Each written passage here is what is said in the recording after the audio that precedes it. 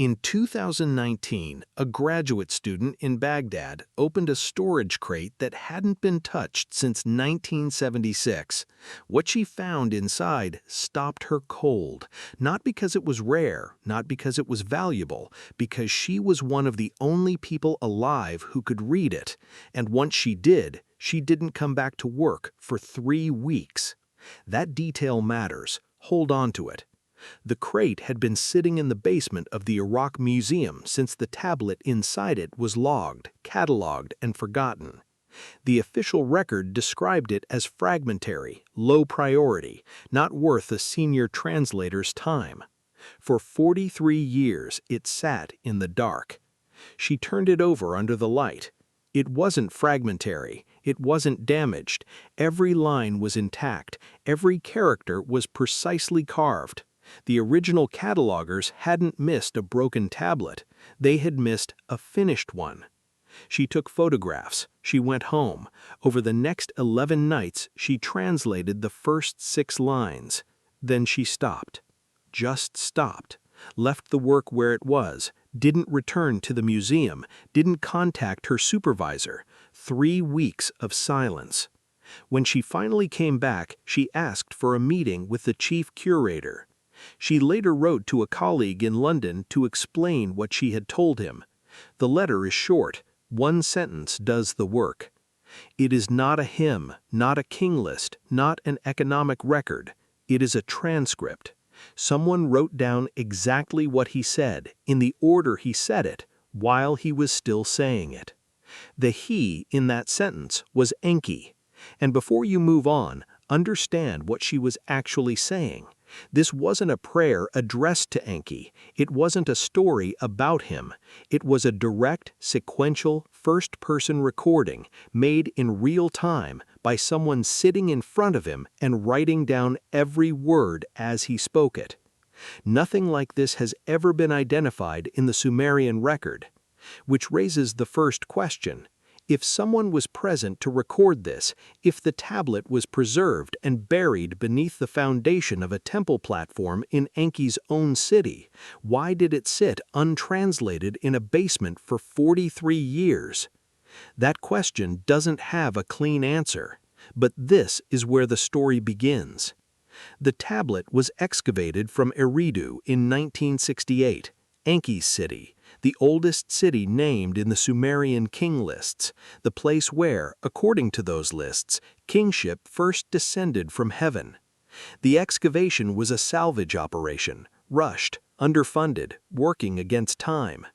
Field notes from that dig described the recovery chamber as ceremonial, located beneath the foundation of a former temple platform.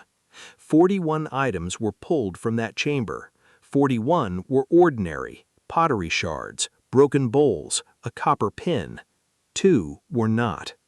1 was a small carved stone disc with markings that have never been published, not described, not analyzed, never released. The other was the tablet. Both went to Baghdad. The disc was destroyed during the looting of the museum in 2003. The tablet survived only because it was in the wrong drawer, in the wrong crate, in the basement. It survived by being invisible. And when it finally surfaced, the first person in 40 decades to actually read it walked away from it for 3 weeks. You need to understand who Enki was, not the religious version, not the symbol, the figure the Sumerian texts actually describe. No explanation has ever been offered. Before we continue, the evidence is real. The interpretation is yours. What do you think happened? Leave your theory in the comments. And if you're interested in mysteries that history never fully explained, subscribe and join us for the next investigation. The tablet names Enki as the reason humanity survived at all. To understand why that matters, you need to know what he was. Enki was the one who defied the council, the one who stood between the human project and the faction that wanted it ended. While his brother Enlil enforced the rules, Enki moved close to the ground. He worked near the cities. He worked near the people. The Sumerian texts give him many titles. Only one of them matters here: the one who knows what is hidden. He held the records the council didn't want released, the genetic templates used to build the human form, the astronomical data, the design of the gate, a passage located at Eridu, at a point where the boundary between this world and what the Sumerians called the upper waters was thin enough to be opened. The Anunnaki used it to come and go. Earth was not their home, it was a location they administered. And, according to this tablet, Enki sealed the gate from the inside in his final moments of contact with the human race. That's what this document is. 7 statements, spoken in sequence, recorded in real time by a figure who already knew he was not coming back. Now we open the first one. The literal translation reads, "We are not who you were told we are." Every translator who has worked with this tablet has confirmed that line. There is no disputed reading, no ambiguous character. The first thing Enki says in his final transmission to the human race is that everything we were given to understand about the Anunnaki was constructed. Not a lie exactly, a managed image, a shape that allowed cooperation between the early cities and the council without humans ever needing to understand what the Anunnaki actually were. Then the next line arrives, and it's worse. Enki states that the Anunnaki are not the originators, not the creators of the universe, not the designers of the biological templates used to build the human form. The translation, confirmed across every independent working attempt, renders the key phrase this way: they are the inheritors of what was already here. Someone else built the gates. Someone else designed the template for human life. Someone else constructed the entire system the Anunnaki used to administer this planet. When the Anunnaki arrived, the infrastructure was already in place. They learned how to operate it. They have been running a system they did not build. Enki names the original builders once. He calls them the ones who began. No description, no location, no explanation of where they are now or whether they are still present in any form. The first statement closes without answering that question. It just leaves it there. Who built the system the Anunnaki inherited? Why are they absent? And if the Anunnaki didn't build it, what exactly have they been administering on someone else's behalf? The tablet doesn't say. But the second statement doesn't move toward answers. It moves toward something worse. It opens with a single phrase, confirmed, unambiguous in every translation. You were not the first. The Sumerian word for first here doesn't mean first in time, it means first in sequence. And what follows that phrase is a list. 7 iterations of the human form existed before the version alive on Earth today. 7 complete biological designs, 7 separate attempts, each one conducted on this planet, each one ending in documented failure. The first couldn't reproduce. The second reproduced, but offspring weren't viable past the 3rd generation. The third was biologically stable, but so aggressive toward itself that the population collapsed within centuries. The 4th was peaceful, but lacked the cognitive capacity to operate the technology the Anunnaki needed it to use.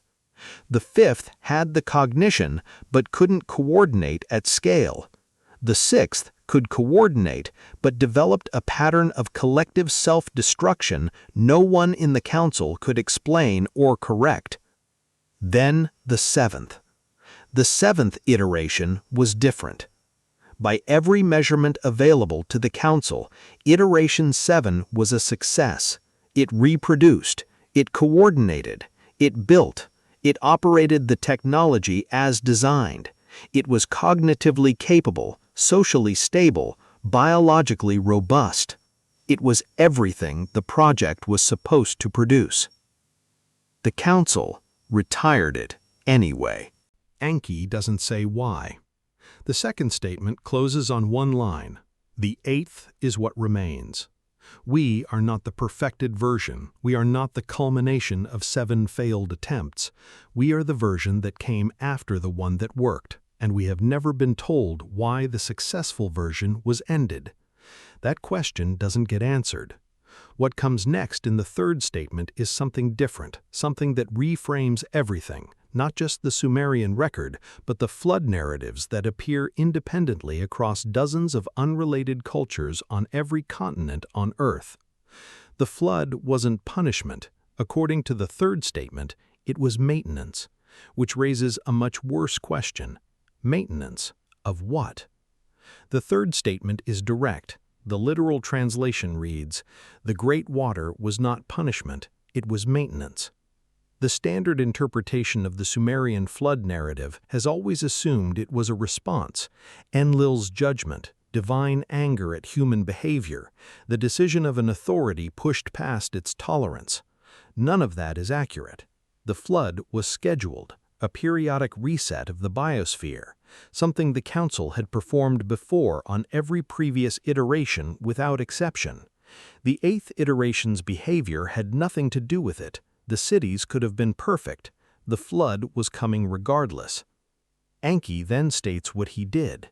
I was instructed to allow it. I instead instructed Zuyusudra. Zuyusudra is the figure Hebrew tradition later called Noah. Enki warned him, directly, in violation of a standing order from the Council, not impulsively, not by accident. He knew the order, he broke it. The third statement identifies this as the first time he had ever acted against the Anunnaki Council in any meaningful way. Let that land. If the flood was not punishment but maintenance, if humanity was never being judged but processed, then we were never supposed to survive it. The 8th iteration was scheduled for retirement just like the 7 before it. No trial, no warning, no exceptions. We exist because one figure inside the Council chose to break rank. And the question the third statement doesn't answer, the question the tablet has been building toward since the first line, is what happened to Enki after he made that choice? What did it cost him? What does it mean that the figure who saved humanity was later exiled from the gate he helped protect? The fourth statement is where he answers that. It is the only section in the entire document where Enki stops speaking about the Council, stops speaking about the project, stops speaking about humanity at all. He speaks only about himself. The translator's personal notes describe it as the passage that made her stop working for 3 weeks. We haven't read it yet.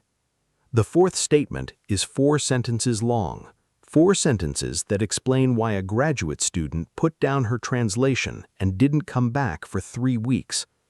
The statement has no council language, no administrative terminology, no reference to the project, the iterations, or the gate. It opens with this: I broke the law of the council to save you, and I will not be allowed to return. That line exists nowhere else in the Sumerian record. Not in the flood cycle, not in the temple hymns, not in a single one of the thousands of tablets pulled from southern Iraq across 2 centuries of excavation. This is the only place it has ever appeared. But that wasn't the line that stopped her. 3 more sentences follow, and they are the ones no translator was prepared. I knew what I was doing. I knew what it would cost. I did it anyway. No appeal, no grief, no argument addressed to the Council or to history or to anyone. Just a decision, stated plainly by someone who already knew the full price before they paid it.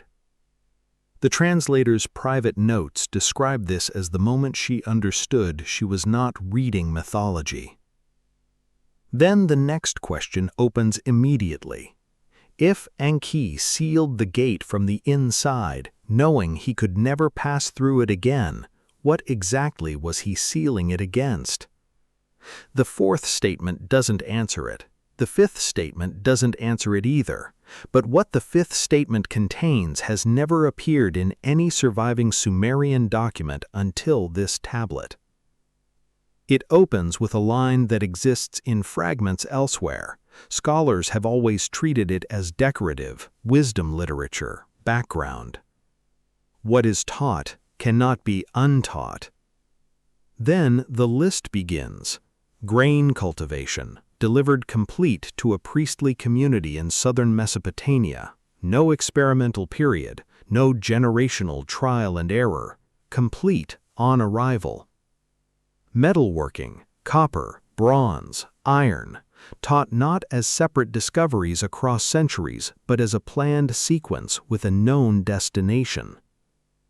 City structure, water management, the writing system, astronomy, lunar cycles, the precession of the constellations. Mainstream archaeology treats each of these as independent human developments, but the next line changes everything. Because there is a fifth item on the list, and it does not appear in any surviving Sumerian document, not a fragment, not a partial reference, nothing. Until this tablet. The fifth thing Enki caught was the management of the human lifespan. The Sumerian king lists pre-flood rulers with lifespans in the thousands, post-flood kings still reaching hundreds, Hebrew patriarchs whose ages fall slowly across successive generations, like something being gradually drained. Every historian treats those numbers as exaggeration. The fifth statement calls them records. That's where the story should end. It doesn't. Because the next line specifies what happened to that knowledge, and it is not decay, not forgetting, not the natural erosion of information across generations. It was suppressed by a specific faction named directly in the fifth statement, organized around Enlil, the same council members who voted to exile Enki from the gate. They shortened the human lifespan deliberately. Keep the lifespan short enough and no human ever accumulates enough time to see the full picture. Every generation starts over. Every generation finds the surface and never reaches what's underneath. The sixth statement calls this the single most consequential act ever committed against the eighth iteration. Not the flood, the removal of time. And immediately the problem becomes something else entirely.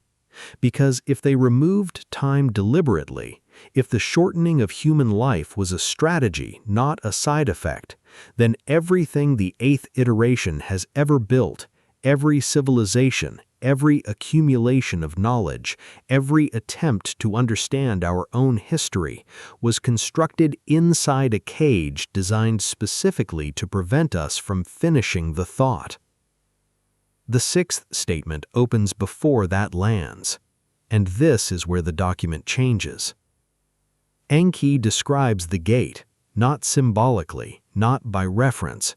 In structural detail, the translator's notes describe as unlike anything in the surviving Sumerian record. The gate is not a physical door.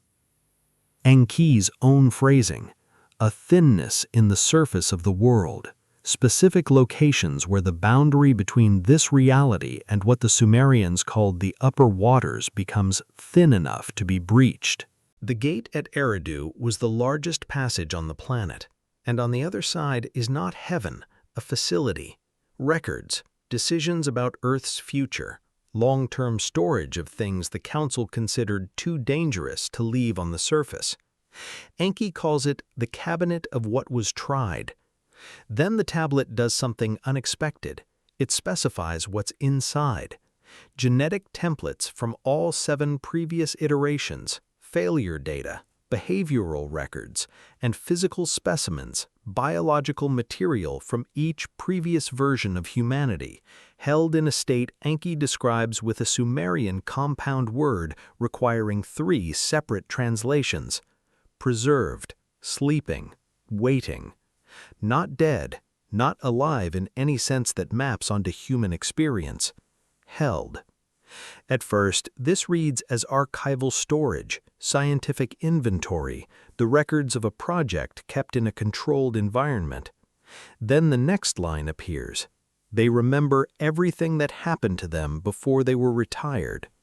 And Enki is not sealing the gate to keep something out, he is sealing it to keep us from going in.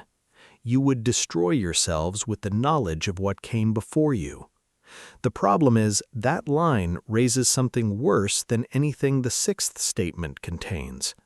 What exactly did the previous 7 iterations learn about what was done to them that would be that dangerous to us? The 7th statement opens before the question resolves.